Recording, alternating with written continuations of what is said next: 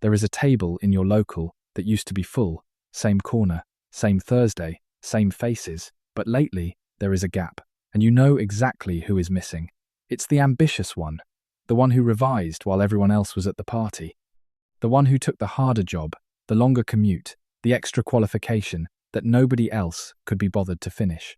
Last week, they posted a photo, a balcony in Dubai or a beach in Perth, coffee in hand, no caption needed. And you told yourself it was about the sun. It's easier to believe that. But somewhere underneath, you already suspect the truth. It was not the weather that took them. It was the arithmetic. Your friend did not run away from Britain. They quietly sat down, did the maths, and the maths told them to leave. For your parents' generation, £100,000 was the finish line, the winning post. Cross it, and you had made it.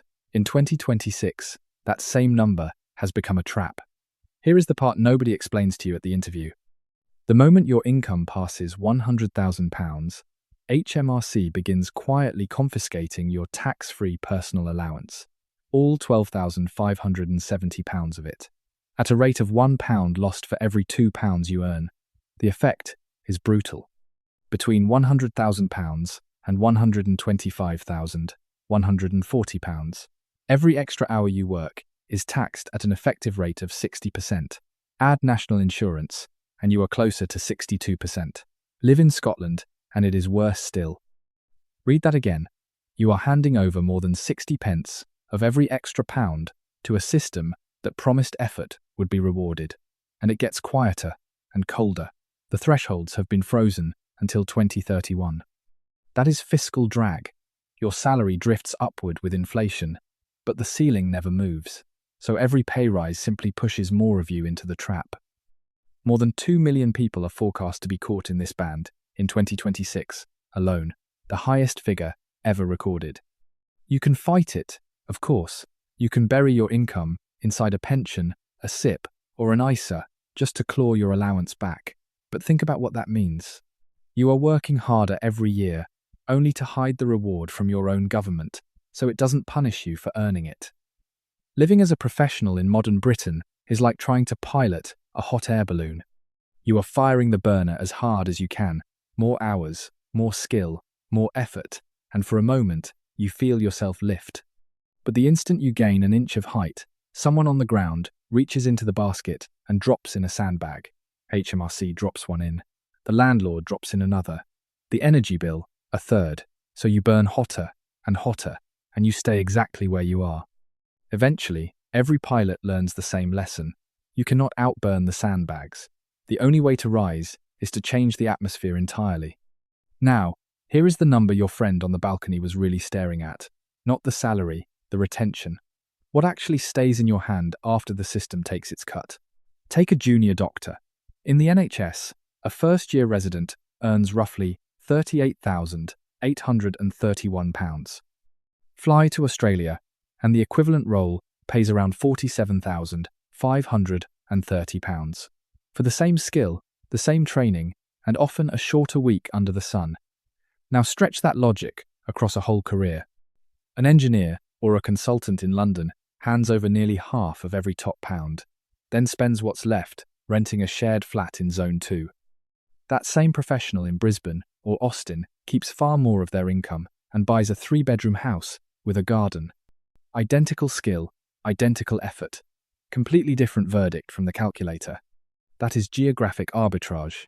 Your labour is a product, and Britain has quietly become the market that pays the least for it. And here is where the resentment turns cold. Because the deal was never just about the tax, it was about the exchange. You were told you were paying Scandinavian levels of tax to receive Scandinavian levels of service. A safety net, a functioning health system. Roads, trains, a sense that the money went somewhere.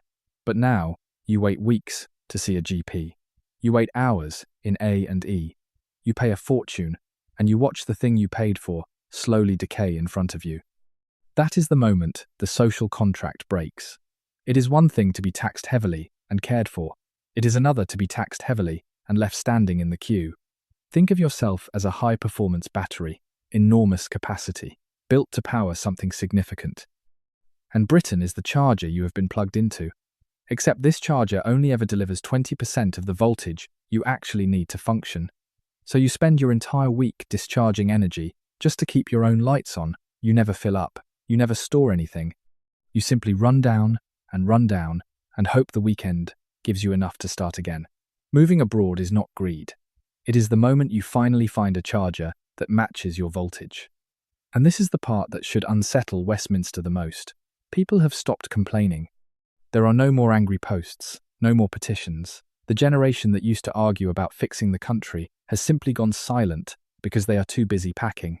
In a single recent year, around 257,000 British nationals left the country, a figure the statisticians had to revise sharply upward once they saw the real data. Of those leaving, roughly 174,000 were aged between 16 and 34. Read that carefully.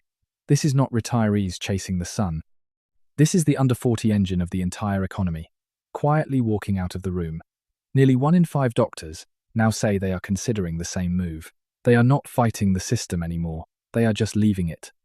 Because here is what changed. In 2026, you are no longer just running away from something. You are being actively recruited towards something. The rest of the world has looked at Britain's frustrated, highly trained professionals and seen an opportunity. Dubai offers 0 income tax on your salary and a 10-year golden visa. Australia runs adverts in British medical journals offering 6-figure pay and 20 days off a month to, quite literally, swim and surf in the sun. Entire nations are now headhunting your talent with tax-free incentives. Your own country cannot dream of matching. And notice the tell. Britain is now openly discussing an exit tax on the wealthy who leave. You do not build a wall to keep people in unless they have already started climbing it. Here is the shift your parents never had to think about. For their generation, a British passport was a holiday document, something you dug out of a drawer once a year for 2 weeks in Spain. For your generation, in 2026, that same passport has quietly become a master key. It no longer just gets you through an airport. It unlocks entire economic games, different tax systems, different property ladders, different rewards for the exact same effort. And the brutal truth is that a whole generation has looked down at the key in their hand, glanced back at the door they were born behind, and decided to unlock a different one. So look again at that empty chair in the pub. For years, we were taught that loyalty was the virtue. You stay, you contribute, you fight to fix the place that raised you. And there is something quietly noble in that. But the numbers have started telling a different story. The richest person in your group is no longer the one who stayed to fight the system. It is the one who moved to where their skill is finally respected by the maths. That is the lesson underneath all of it. Value versus loyalty. Britain has spent a decade asking for your loyalty while quietly reducing your value. And a generation has finally, silently, decided which one it can afford. The empty chair is not a betrayal, it is a verdict. If this video helped, like and hit subscribe. See you in the next one.